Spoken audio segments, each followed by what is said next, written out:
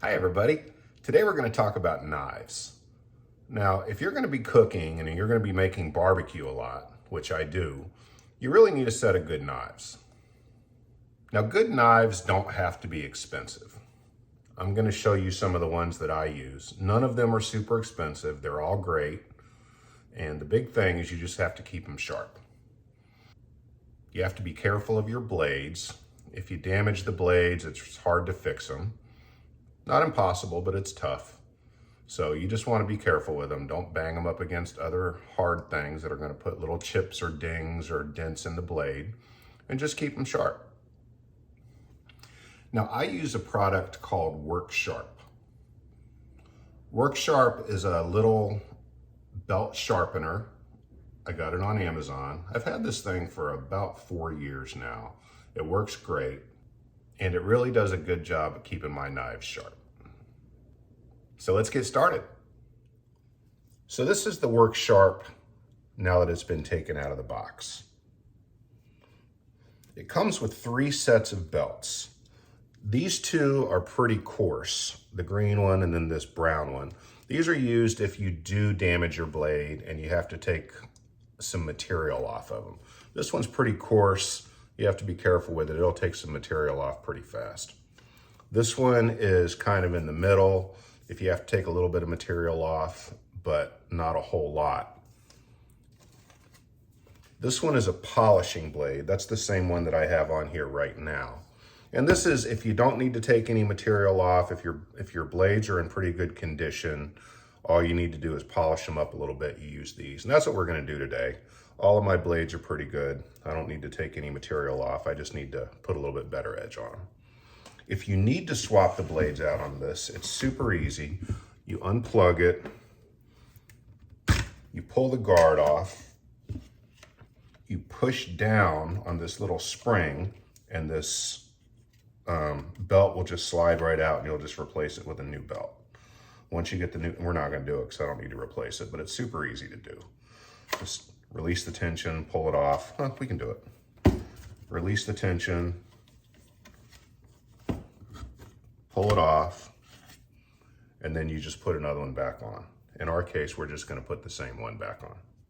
So you just slide it back in here again.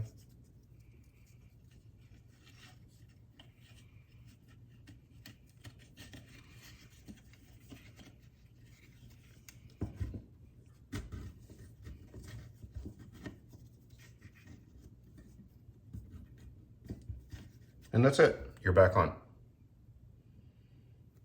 Just put the guard back on it again. It only goes on one way.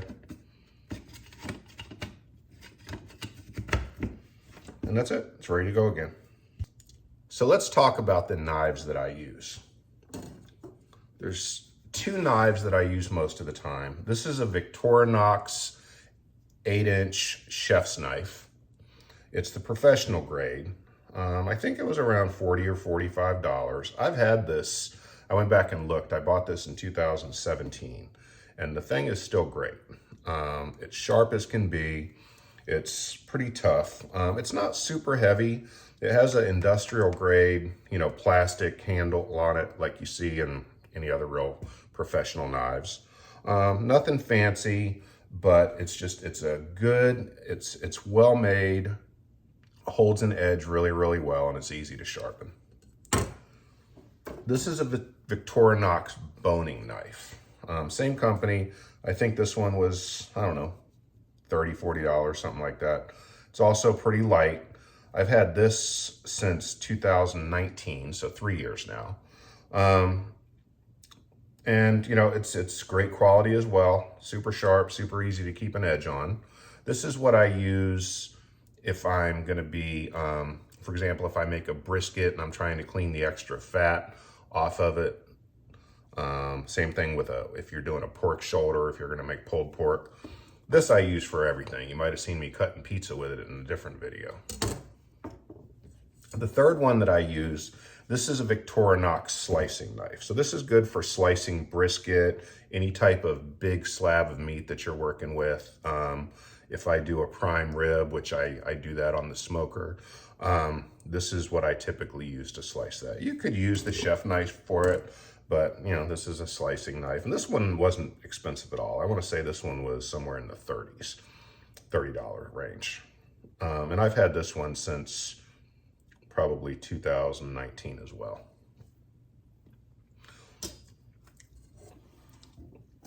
Finally, I have these steak knives that I bought on Amazon. Now, I highly, highly recommend these. That was 40-something for a set of 4. I've had these for, I don't know, 4 or 5 years also. It has a wooden handle. They have a really nice weight to them. They have a really nice feel in their hand. And these things are super sharp, super sharp. Once you get a really good set of steak knives, you're never going to want to go back to a set that's not as nice. So I have a set of 4 of these. I only have 2 of them out. And these are what we're going to sharpen today. Finally, a sharpening steel is a good thing to have. Now, this isn't really used for sharpening the knife as much as it's used for tuning it up in between sharpenings.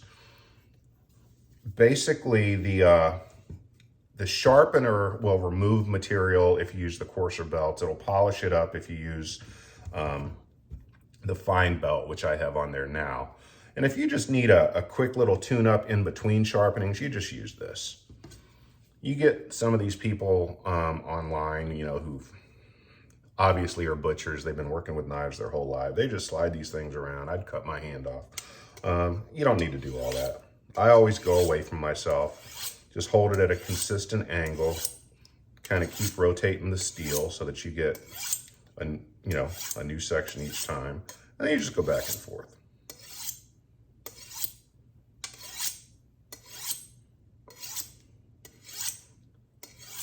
And this works on all the knives. It works on whether you're doing this one, and we're still going to sharpen it. But you can do it with those knives. You do it with the steak knife. As long as it's not a serrated edge. I don't know how well this would work on a serrated edge. Although, if you do have serrated steak knives, the Work Sharp will work good with those as well. All right, let's get started.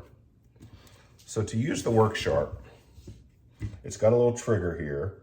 You hold it down on the counter, you keep it solid, you pull the trigger, you spin the belt, and then you just want to keep the knife moving. You don't want to hold it in one spot, even with especially with the coarse belts, because you'll take a chunk out of your knife if you're not careful with those. I haven't, but you will. Even with the polishing knife, you want to keep the knife moving, because even though it doesn't really remove any material, you know, why take any chances? Another neat thing about the Work Sharp is it has these guides. I don't know how well you can see them in the video. It has these guides in here that when you put your blade on it, this is for one side of the knife, this is for the other side of the knife. And it helps keep a consistent angle on the knife when you're sharpening. And that's important as well. And this just takes all the guesswork out of it. It does it for you.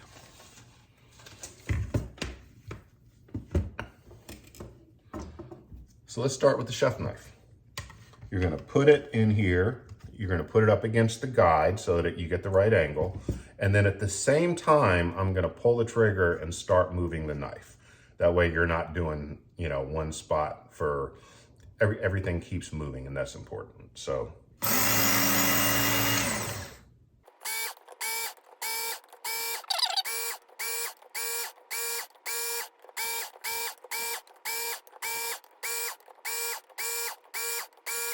Now again, my knives were already in pretty good shape, so I didn't need to take any material off. Just want to polish them up a little bit.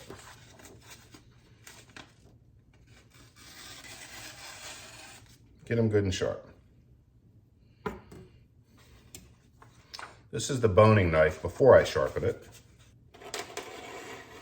So yeah, it's time.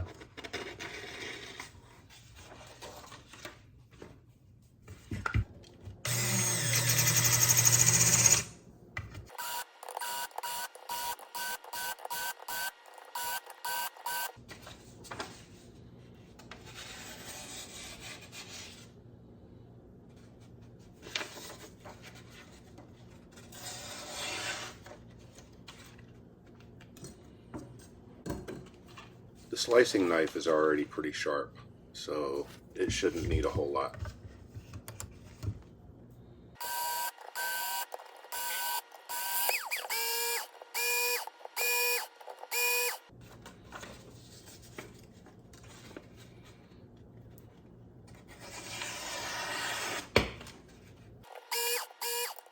And now we're just going to do the same thing with the steak knives.